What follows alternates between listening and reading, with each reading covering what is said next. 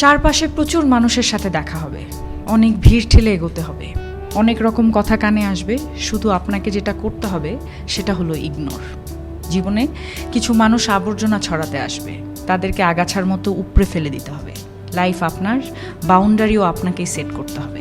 Negativity যেখানে দেখবেন সাথে সাথে সেখান থেকে দূরে সরিয়ে নেবেন নিজেকে। শুনতে খারাপ লাগলেও আপনার কাছের অনেক মানুষ আপনাকে খারাপ দেখতে চায়। তারা চায় সহানুভূতি নামক মলমের তলে একটু কাটা ঘায়ে নুন ছেটাতে। আপনি সিম্পলি সেই সুযোগটাই দেবেন না। অযথা তর্কে যাবেন না, বোঝাতে যাবার কোনো প্রয়োজন নেই।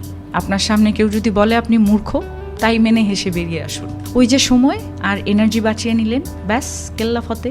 যে যা বলছে শুনে নিন, আর মুচকি হেসে শির দ্বারা সোজা করে নিজের সিদ্ধান্তটা নিজেই নিন।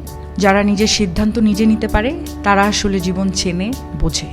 আপনাকে নিয়ে যখন বাকিরা সমালোচনা করতে ব্যস্ত থাকবে, আপনি ঠিক সেই সময়ে গাছ লাগান, ঘুরে আসুন, রং তুলি নিয়ে মনের মতো ক্যানভাস সাজান, বাড়ি গোছান, গল্প পড়ুন, পারলে আরও দুটো সাহিত্য পড়ে নিন, নিজের পুরনো ফটো দেখুন, ব্যাডমিন্টন খেলুন, ছবি তুলুন, চা খেতে বেরিয়ে পড়ুন, নামাজ পড়ুন, পুজো করুন।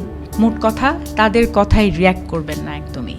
যা বলছে বলুক, আপনার কানে এলেও ফেলে দিন। দিন শেষে আপনি জানেন আপনি কি, কেমন, আর এটাও জানেন যারা বলছে তারা আপনার কাছে জাস্ট ম্যাটার করে না। ঠিক এটাই। একটা বাউন্ডারি সেট করুন, একদম যাদের বা যার বুকে মিশে আপনি একদম শ্বাস নেবেন, যার সামনে আপনি আয়নার মতো দাঁড়াতে স্বাচ্ছন্দ্য বোধ করেন, শুধু তাদের কাছে এক্সপ্লেইন করুন, শুধু তাদের কাছেই ঝুঁকতে শিখুন। কারণ হয়তো তারা বা সে আপনাকে খারাপ দেখতে চাইবে না।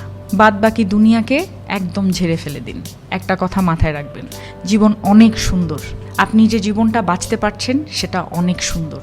আপনাকে শুধু মাঝে মাঝে বেড়ে ওঠা আগাছাগুলোকে মিটিয়ে ফেলতে হবে, অথবা কোণে একটা কাটা